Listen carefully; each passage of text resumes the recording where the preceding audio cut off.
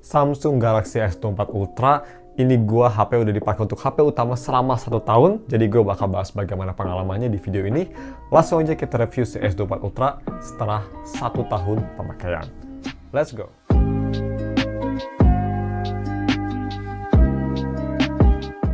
Halo guys, nama gue Tom dari StuffTech dan kita langsung aja review pengalaman gue 1 tahun pakai S24 Ultra. Ini tepatnya di awal Januari 2025 ini ya. By the way, Happy belated New Year. Oke, langsung aja kita review yang pertama. Untuk harganya bagaimana, kira-kira sekarang berapa?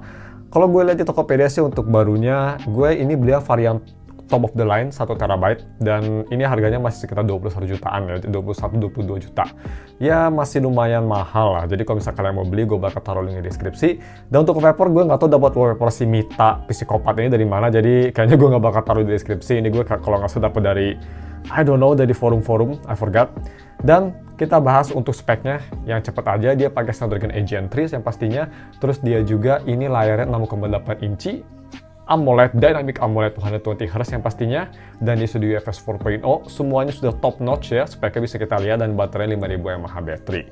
Oke, gue mau bahas bagaimana untuk desain dan display si HP ini. Selama gue pakai, desain sendiri ini gak rubah dari S22 ya, desain belakang ini masih sama persis kayak S22, S23, dan masih oke. Gue beli warna violet, dan sampai sekarang gue suka sih warna violetnya, walaupun warna ungu favorit gue masih di iPhone 14 Pro Max, tapi di S24 Ultra udah cukup oke lah.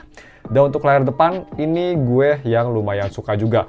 Gue lebih suka layar flat daripada layar Edge yang di S23 Ultra, karena nyari screen protector lebih gampang dan lebih enak aja di gripnya. Ini layarnya udah flat, bisa kita lihat, dan gue suka sih change Samsung kayak gini. Enak dipakai, bezel kanan kiri juga ini tipis ya, walaupun gak setipis iPhone, tapi udah cukup tipis untuk gue, nggak ada masalah, simetris tipis, udah futuristik banget lah ini layarnya. Dan untuk genggaman satu tangan ini pretty much impossible. Ini HP bulky banget karena dia kotak juga, jadi memang dia itu gak enak untuk one handed. Jadi ini lebih ke two handed phone. Tapi kalau masih dipaksain sih masih bisa.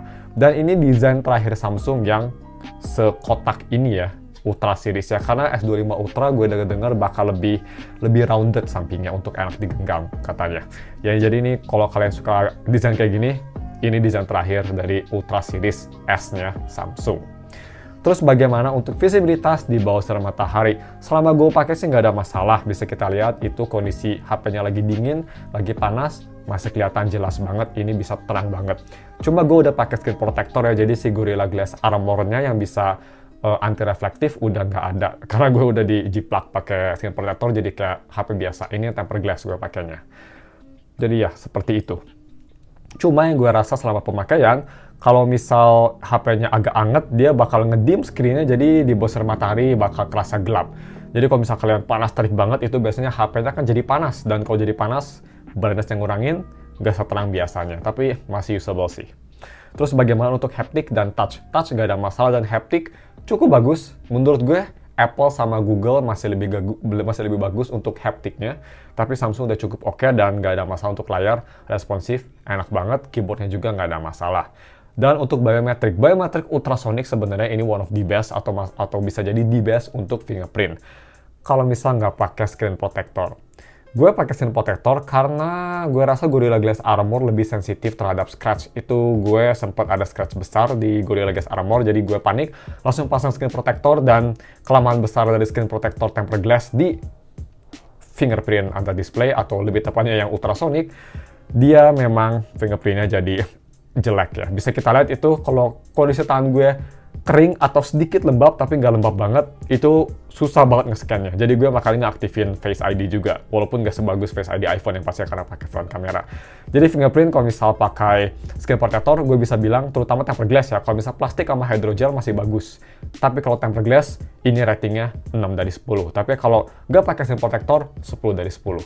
Ya, itu yang gue benci dari HP ini fingerprintnya unreliable banget kalau pakai tempered glass, unlucky. Terus gue mau bahas bagaimana untuk audio quality-nya. Ini yang gue bisa bilang gue agak sedikit disappointed juga, karena gue dari iPhone 14 Pro Max dan speaker di HP ini gue bisa bilang bukannya terbaik ya. Suaranya dia lebih ke arah balance, jadi cenderung flat. Gue listening di volume 75%, 70%-an ya kalau di si volume barnya si Samsung, dan gue itu nyalain Dolby Atmos juga biar agak bassy. Bassnya masih lebih enak di Apple, dan overall sini suaranya biasa aja. Nggak sebagus Google dan nggak sebagus Apple. Ketiga lah bisa dibilang. Soundstage oke, semuanya oke, tapi kerasa flat dan nggak ada soul-nya gitu. Gue susah ngejelasinnya. Dan bagaimana untuk kualitas 3.5mm to USB Type-C?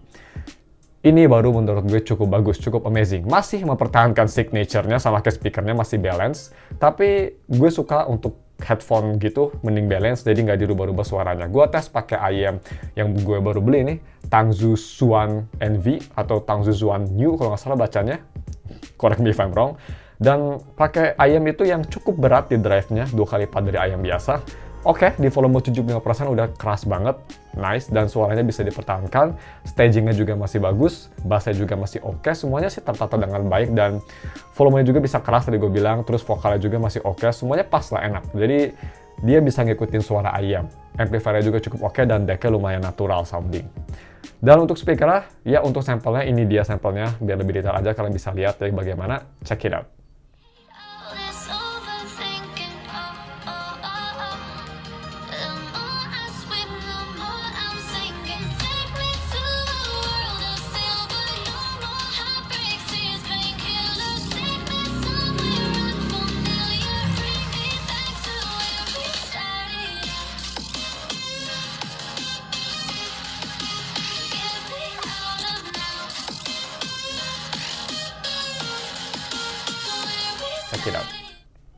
Oke, sebenarnya untuk speakernya seperti tadi gue bilang ya, agak terlalu flat. Gue sih lebih suka iPhone sama Google untuk speaker.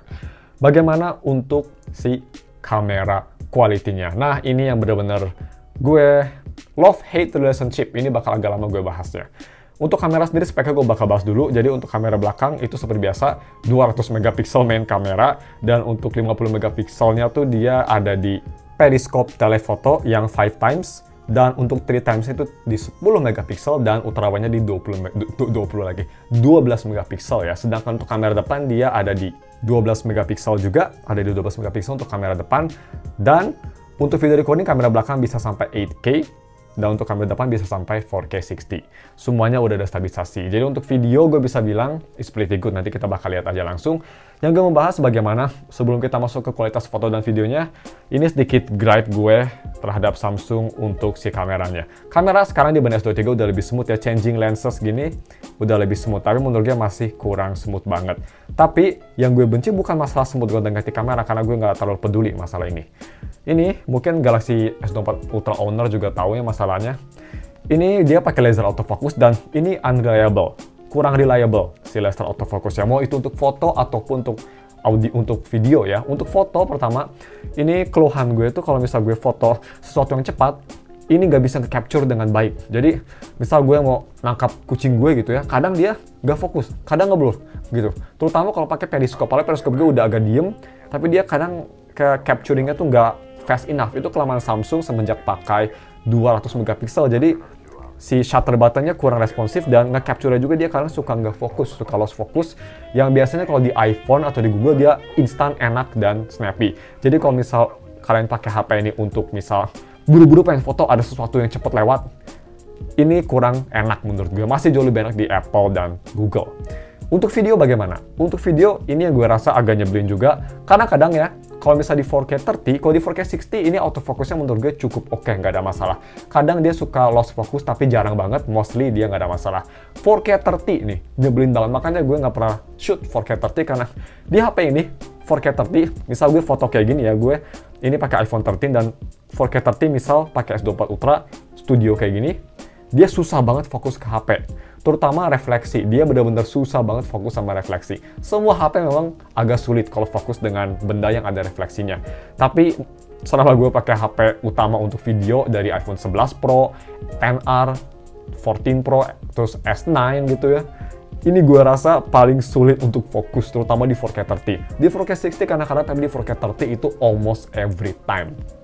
Ya, nggak tahu dari mana, mungkin dari sensor plus laser autofocusnya buat yang kalian lebih tahu, tapi itu keluhan gue.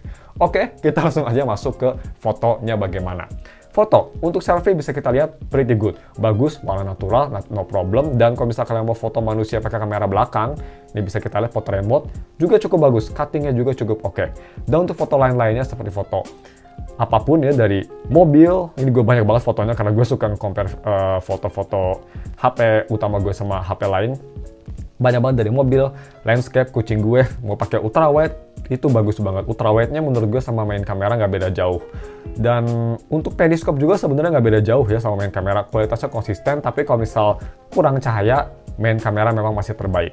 Kalau misal di kondisinya agak gelap, itu periskopnya memang jadi gelap banget. Tapi overall semua color tone-nya mirip-mirip, bagus, dan fotonya gue suka sih. Samsung fotonya lebih ke arah vibrant, yang kerasa lebih hidup, yang gue suka fotonya kayak gitu. Dan overall asalkan fokusnya bener ya, nggak ada masalah sih autofocus yang tadi gue sebutkan. Foto is pretty good, bagus. Gue sih nggak ada keluhan sama sekali selama gue pakai, gue suka. Karena ini salah satu HP yang gue pakai versatile banget ya, kameranya ada banyak, bisa pilih A sampai Z, absolutely amazing. Terus bagaimana untuk si videonya? Untuk video sebenarnya gue nggak bakal ngetes banyak-banyak.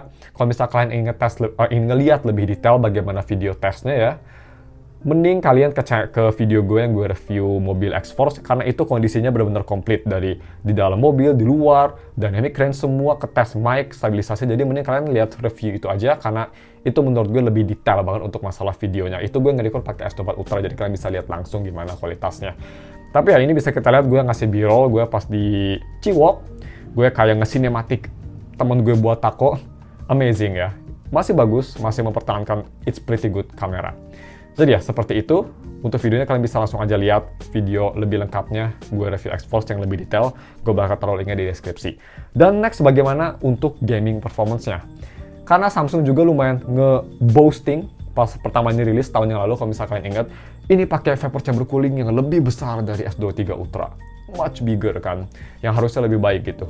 Tapi sayangnya, Gen 3 seperti kalian tahu lumayan panas dibanding Gen 2. Jadi kalau misal gue bisa kita lihat, itu gue main Zelda Zone Zero, dia setting rata kanan semua, smooth banget, gak ada stutter, absolutely amazing, enak banget dimainin. Tapi memang masih kerasa cepet panas. Gue cuma main kayak sekitar 5 menit langsung panas HP-nya. Jadi tetap gue rekomen kalau misal kalian ingin main game di HP lebih lama di S24 Ultra, mending di medium setting atau low setting. Bukan karena HP-nya lemah, tapi untuk mempertahankan biar nggak cepet panas aja. Menurut gue sih Gen 2 kalau masalah mempertahankan nggak panas masih lebih bagus lah. Ini walaupun vapor chamber-nya lebih besar, tapi chipsetnya juga lebih panas, jadi sama aja ujung-ujungnya. Tapi overall untuk game performance sendiri, raw performance-nya nggak ada masalah, absolutely amazing. Sama juga yang amazing dari si UI experience. Jadi bagaimana untuk UI experience-nya? Gue masih di One UI 6 ya, jadi One UI 7 kan nanti rilisnya bareng sama S25. Yang gue agak kesel, Vivo aja udah Android 15, kita masih di Android 14, menyebalkan. Tapi ya, untuk day-to-day performance bisa kita lihat, ini sih nggak ada masalah. Multitasking gitu, oke, fine, masih smooth banget. Terus semua, ngelakuin semua aplikasi ya, itu launching aplikasi, main game, semua masih kerasa absolutely smooth, no problem. Tapi yang gue rasa dari panasnya. Jadi, bisa kita lihat ya, kalau misal gue mau buka split app kayak gini, gue mau nonton, gue sering banget ya nonton YouTube di atas, nonton podcast atau nonton Funhouse Gaming, dan di bawah gue tuh nyari HP buat di-review. Kayak gini aja, cuma 2 aplikasi gini sekaligus, itu bikin HP jadi panas lumayan. Daerah sini lumayan panas, dan baterai juga jadi agak boros. Ini gue nggak tahu apa emang semua HP kayak gini, atau memang karena ini Gen 3 yang lumayan panas. Tapi ya, itu keluhan gue dikit. Gak nurunin performance, cuma memang agak nggak enak aja di tangan karena jadi panas HP-nya. Dan bagaimana untuk si Galaxy AI? Apakah gue pakai Galaxy AI yang dikasih sama Samsung dari interpretasi? Itu kan translate langsung, bahasa, dan yang lain-lain. Yang gue pakai paling sering itu hanya satu, yaitu ini, Circle to Search. Ini gue yang sering banget dipakai. Selain itu sih, nggak ada. Yes, cuma itu doang. Gue hanya pakai Circle to Search aja untuk AI ya. Selain itu nggak sih. Gue Circle to Search gue pakai nggak cuma hanya untuk nyari barang, tapi untuk copy juga. Karena kadang kalau misal kita ke gambar gitu ya, kita nggak bisa copy gitu kan. Kayak ini second channel about apa gitu. Kita nggak bisa copy itu kan. Jadi kalau pakai Circle to Search kita bisa nge-copy teks juga. Jadi itu sih Circle to Search menurut gue paling handy, dan fitur AI lain kayak AI Eraser gitu pernah dipakai tapi nggak jarang banget. Nggak sering banget, sorry maksud gue. Jarang banget pakainya. Dan untuk S Pen, gue sih hanya pakai untuk nulis-nulis Jepang aja. Kalau misal gue lagi belajar Jepang dan gue lupa kanji, gue tulis di sini. Misal kita, oh gue lupa kanji gitu, tinggal asal, gue juga nggak usah bagus, nulisnya langsung tahu ya, tinggal bam. Oh ya ini maksud gue tuh, gue tadi mau nyari ini gitu, live gitu, easy peasy. Hanya dipakai untuk itu aja, tapi untuk S Pen sendiri sih fungsinya berfungsi, dan kalau misalkan businessman ini pasti bakal berguna sekali. Jadi itu experience gue. S Pen jarang dipakai, Galaxy A hanya sekedar to search, dan UI sendiri sih masih oke banget. Terus bagaimana yang terakhir untuk si battery life-nya? Jujur, agak sedikit disappointed. Gue kira banyak yang bilang di internet kan, wah ini baterainya lebih bagus dari 14 Pro Max gitu. Kayak Mr. Who's the Boss juga bilang, baterainya lebih bagus dari 14 Pro Max. Tapi selama pemakaian gue rasa 14 Pro Max agak lebih tahan. I don't know why. Ini baterai emang besar 5000 mAh battery, tapi gue harap sih untuk size HP yang sebesar ini ya, kalau ini HP Cina pasti baterai 5500 loh. Tapi 5000 mAh udah cukup besar, dan untuk seharian masih bisa bertahan. Cuma gue rasa gue expect more gitu, nggak tahu kenapa ya HP dengan size segini gitu. Gue expect baterai lebih kuat gitu. Bisa dibilang ini HP bisa bertahan 1 hari, 1,5 hari, tapi gue expect bisa bertahan 2 hari. Pemakaian gue padahal enteng ya, hanya nonton YouTube, sosial media, ngambil foto, video recording kadang-kadang itu juga. Terus gue sering split app yang tadi gue bilang, tapi itu ya kadang kerasa agak boros gitu. Tapi kadang irit banget, jadi kadang naik turun gitu.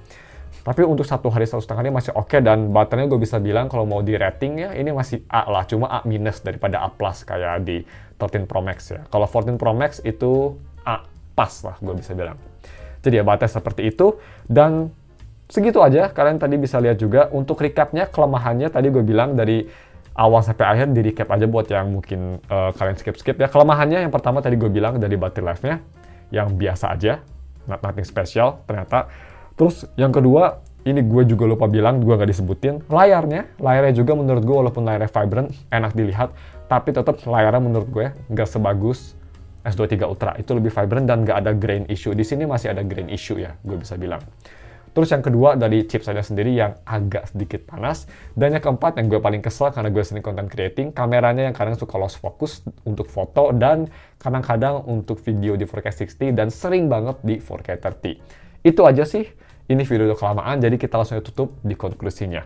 Konklusinya selama gue pakai setahun HP ini, apakah ini HP terbaik yang gue pakai selama gue hidup? Walaupun dengan semua kelemahannya tadi gue sebutin, jawabannya iya, ini HP terbaik. Karena walaupun semua kelemahannya tadi gue sebutin, ini HP versatile banget. Ya pastinya Android jadi enak banget ya, versatile banget, open source banget, easy peasy. Kalau misalnya gue mau custom ROM, gampang banget. Di Samsung ada good lock, kustomisasi even through the roof dibanding iOS. Dan semua ada gitu. Kalau misalnya gue butuh nulis, ada S Pen. Kalau misalnya gue mau nonton di layar besar, ini layarnya udah segede gedem. Kameranya pengen versatile, ini kamera ada 4, jadi udah komplit sekali. Video bisa bagus banget. Dan kalau misalnya gue mau numpukin banyak folder juga, gue beli yang varian 1 tera, jadi udah gak peduli sama storage sama sekali. Jadi overall gue bisa bilang, untuk HP ini sih, ini HP terbaik yang pernah gue pakai. Yap, itu konklusi gue. Jadi segitu aja videonya. Bagaimana kalau misalnya kalian punya S24 Ultra? Bisa komen di bawah pengalaman kalian bagaimana. Jangan lupa dan subscribe, thanks for watching, dan ketemu lagi minggu depan untuk video review lainnya. Bye!